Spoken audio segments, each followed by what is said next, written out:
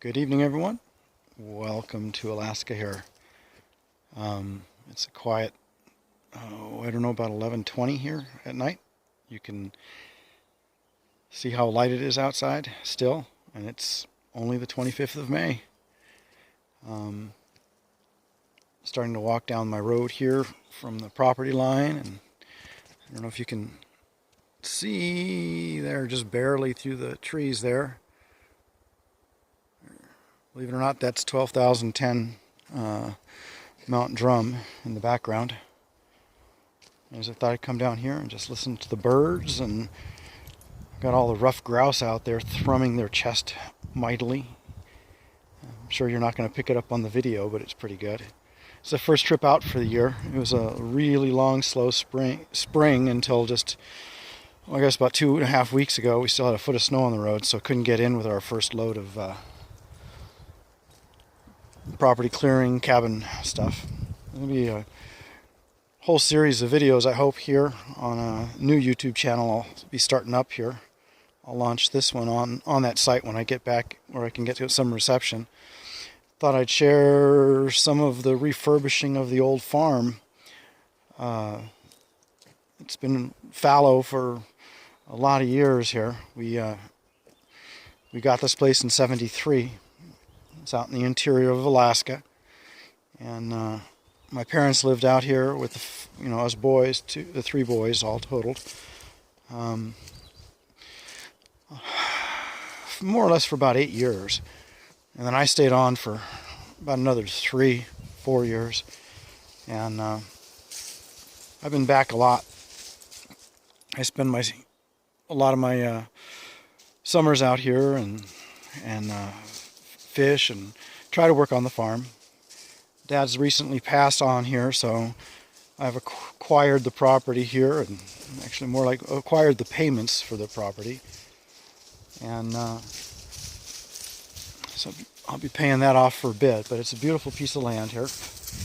You can see behind us it's mostly aspen and spruce. As we get closer to the top of the hill here, where the cabin is, about 6 acres up from the end here, we drop into heavy spruce, and then it immediately goes up into the permafrost and such. But right here where we are, as you can see, it's pretty open aspen, and it'll be good ground here. This will all be grazing meadow here hopefully soon.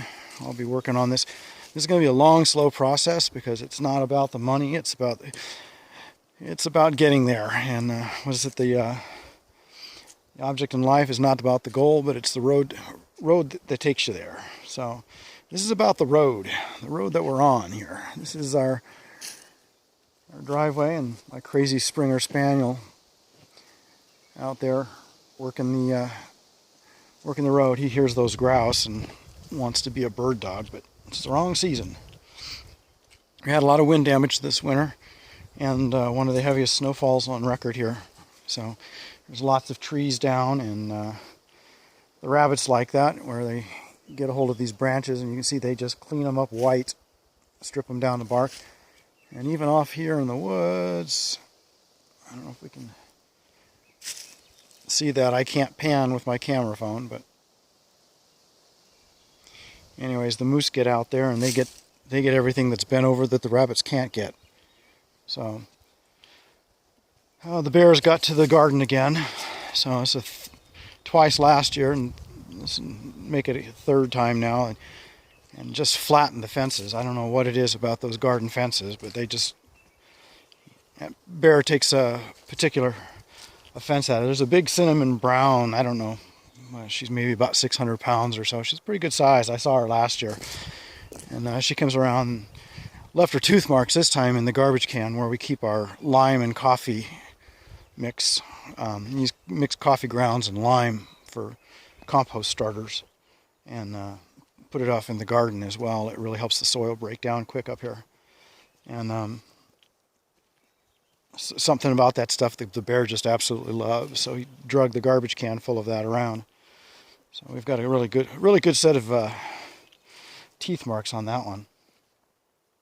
So we'll see. Mostly tonight it's just songbirds, though, and the steady thrumming of of the ruffed grouse.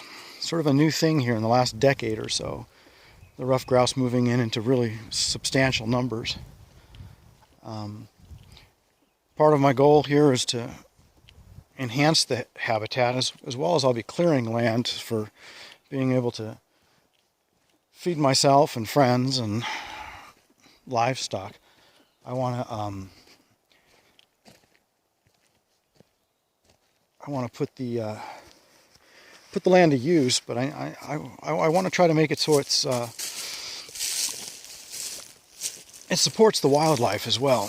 And so what I'm going to try to do or what I've started doing is building hedgerows, English-style hedgerows, to divide where some of the fields are going to go. And it'll provide a lot of shelter for the small birds, especially the grouse. We've got a lot of snowshoe hares this year. The cycle's building up. I'm sort of moving off here. Let's take a look over here and see if I've got our resident nuisances here. The Springer will let me know if they're here, but we've got have had in the past here a little bit of a coyote problem. He's off like a shot here. I think he just heard that grouse up in front of us. Try to keep him from bothering them. Sort of moving off into the wildwood here. This area here I'm going to leave absolutely wild, and it's between our two upper and lower fields. And just because I want to have as much wild in patches around the property as I do open ground. Just shy of about 10 acres here. So, anyways, you can see these places like this where the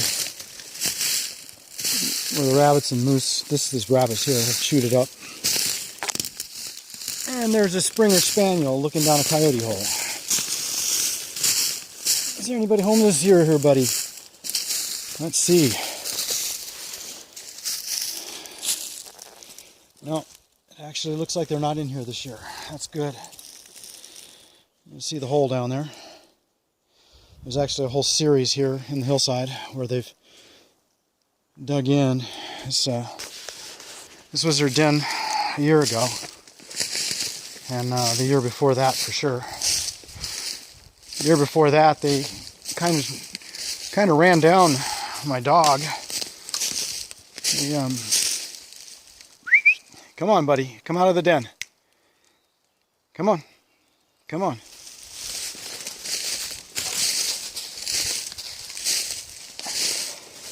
The two adults and pups tried running him down and kind of injured his leg, but we were up here working on the field and he came barreling up to us rather distraught. So but they managed to tear his anterior crucia. You gotta love coyotes, right? Anyhow, so we're up in where the upper field is going to be here, and this will be about a 2.5-3 acre field.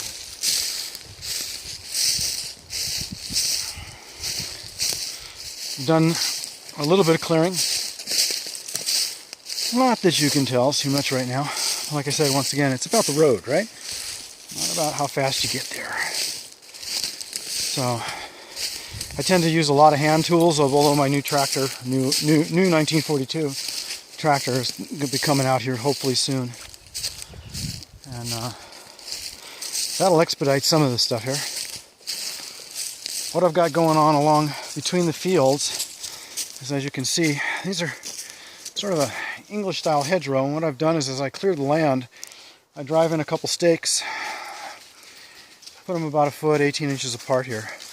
And then all the tops of the bushes and stuff like that you can't use for firewood, that's the stuff you just sort of shove down in here and you just beat it and stomp it down. And you tie wires down between these posts here, hopefully at the bottom, in the middle, and about at the top once they're all full. and that keeps them together, holding the brush in there. Even if they rot out at the bottom, they'll stay there. And then, not that you can tell here yet, but all along here I'm growing hedgerow plants. It's Alaska, so we don't have, especially the interior of Alaska, so we're zone 2B right here. So basically means it's like really cold and really dry. I have the advantage of the river, and that gives me untold tens of thousands or millions of gallons, if I could get it up here, to be able to irrigate, and it costs me no more than the gasoline in the pump. So it tends to be pretty economic up at the top there, and I've got enough hose to reach down here. We're about 400 feet maybe from the top of the bluff. 60 feet up from the river to the top of the bluff. And my little Honda pump, I'll tell you, Honda makes some of the greatest small motors. So I use a small Honda pump to get the water up to the top of the bluff, and then of course it's a downhill flow from here. It's dropping down about 30 feet from where it crests at the top of the bluff and comes down here. So we'll be able to irrigate this whole meadow here that you can kind of, used to be wide open meadow, but it's kind of grown up now over 40 years. So but I'll clear this out here, and we'll have a nice upper meadow, and then that wildwood section, and about 3 acres of lower pasture land, really. Looks like I got a, if you can see it, I don't know. I don't have my specs on now, but anyways, we've got a nice full moon, or nearly full moon, showing up here. So anyhow, heading up to the top, and I'll drop another video in up at the top. Thanks for watching.